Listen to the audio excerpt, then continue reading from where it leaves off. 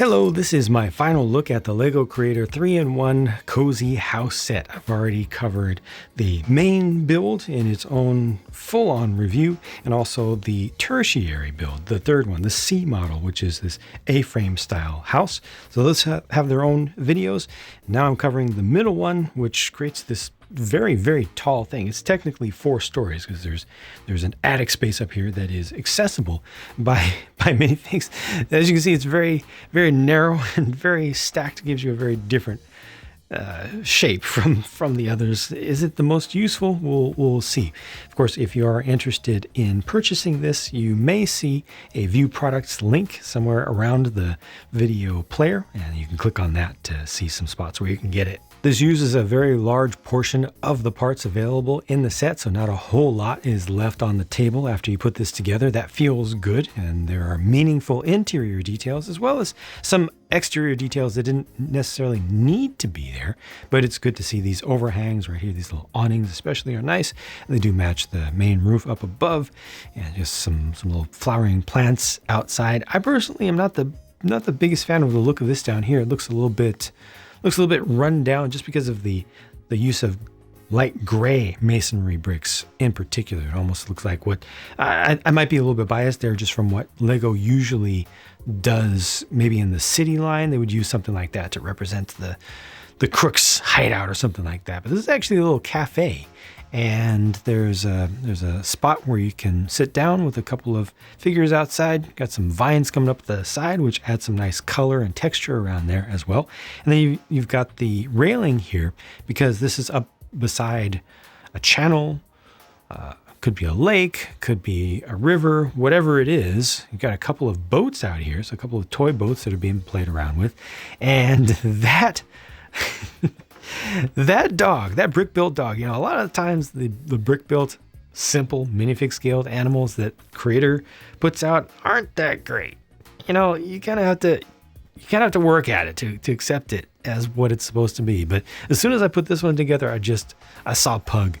That just screams Pug to me. It really reads well for whatever reason. I think it's just nice. Look at this. You've got a welcome mat out front, got a light outside there as well. Turning around the other side, a little bit of additional foliage growing up the side. And then inside, 2 more seats, so more seating space. There is a spoon in that mug right there.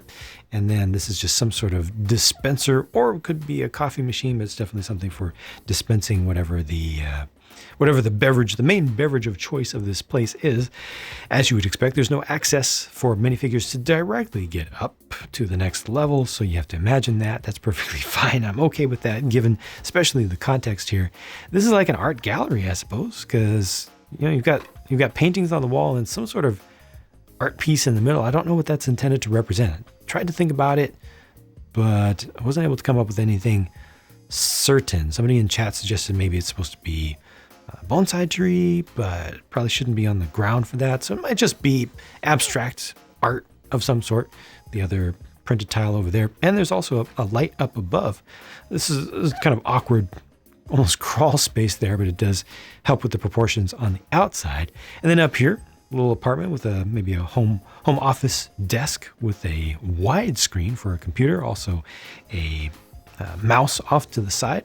Different kind of build for the chair. It's effective. And then this thing, I don't know what that is. Is that a bird perch, a cat tower? The lavender throws me off. So you've got a leaf here and then the lavender. I don't know exactly what that represents, but it's decorative. And use some of the pieces. And look at this, you can get access to one of the balconies there, which is good. And then finally, this kind of blew my mind because all this happens right at the end. They add in all this extra stuff. I don't know if those are reels for kites, what those are supposed to represent over there on the left.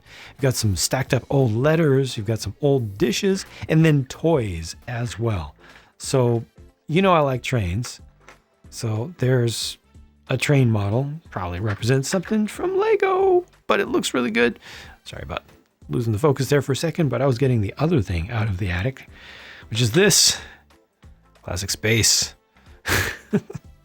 Good uses of small extra parts that are included. I don't think that this was planned for. Maybe there was a little bit of planning involved, but these were really, really nice at the end to be filling up so much of the space. This leaves enough space right here for a couple of minifigures to be around. This leaves enough space for one minifigure to be sitting down and maybe one to be standing or looking at the balcony. So that's good.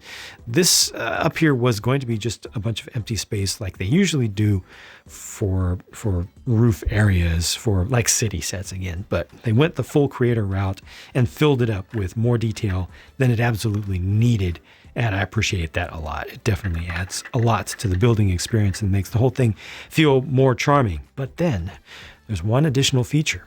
Honestly, I had kind of dismissed this build when looking at the initial pictures when they were first revealed, because this just looked really weird to me. It's super narrow and then it's tall and has, very little space taken up on the base here. It just didn't work for me. But you know what does work for me?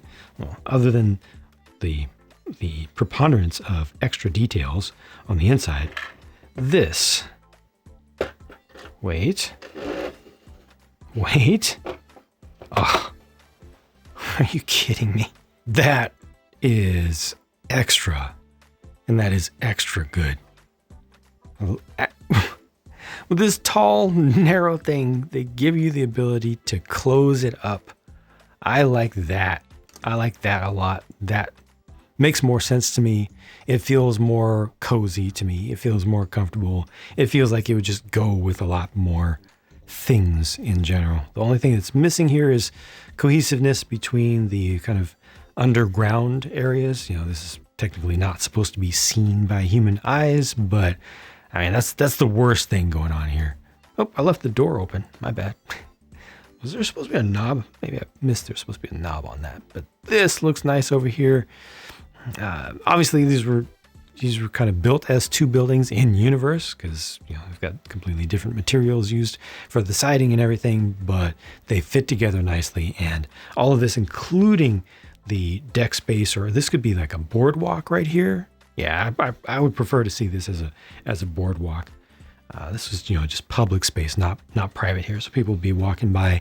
It just starts to tell a story, I think, and it feels more lively. It feels more interesting to me, and I want to know more about this entire space. I want to know what's off to the left, what's off to the right.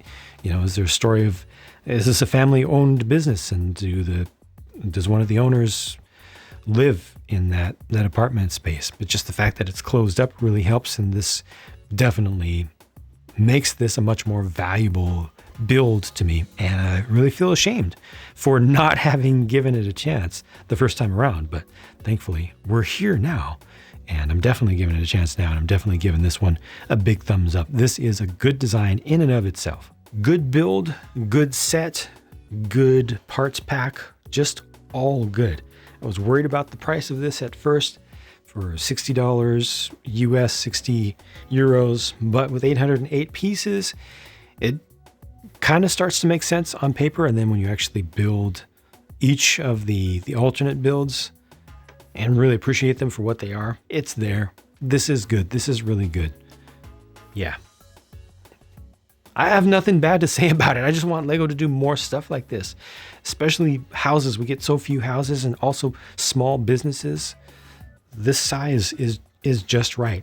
I used to want things this size to be in the $30, $35 range. I think once upon a time they were. We've moved on, unfortunately, from those days. But at the same time, while increasing the price here, they have increased detail, they have increased value. You're getting more stuff while paying more. And I feel like that's fair. It's good quality stuff here. So, yep, that's it for this one. Thank you very much for watching. If you haven't seen my main review, be sure to check that out because this is excellent. If you haven't seen my review of the smallest model, the weakest model that officially you make from this set, this one, the A-frame style, check that out because it's also very good. Yeah, big win for Lego on this one. We need more, please. Thank you for watching. Bye for now.